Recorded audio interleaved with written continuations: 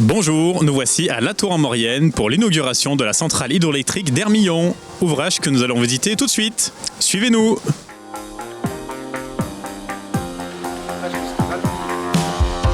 Yves Durbet, bonjour. Vous êtes le maire de la commune de La Tour-en-Maurienne. Qu'est-ce que ça fait d'inaugurer une centrale hydroélectrique sur le territoire de votre commune? Eh bien écoutez, c'est un beau dénouement.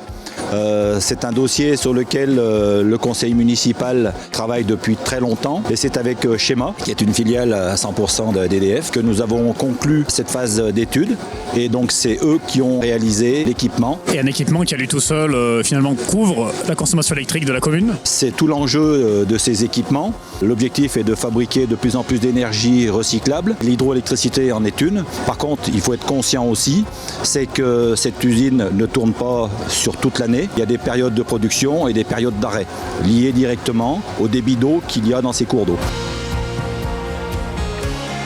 Nous apportons notre pierre à l'édifice de production d'énergie renouvelable. Les débits réservés dans les cours d'eau sont respectés et l'OFB est là pour y veiller.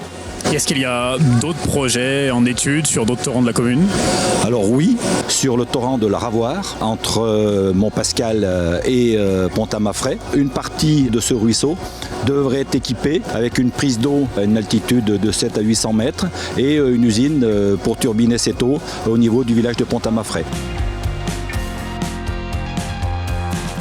Jean-Charles Galland, bonjour. Vous êtes le directeur général de la société Schéma qui porte ce projet de cette centrale hydroélectrique d'Hermillon. Quelle en est sa carte d'identité? Alors la centrale d'Hermillon, c'est une centrale de 1 MW 9 qui va produire 8 gigawattheures par an, soit la consommation de la population de la commune de la Tour-en-Maurienne. Un projet de quel montant d'investissement?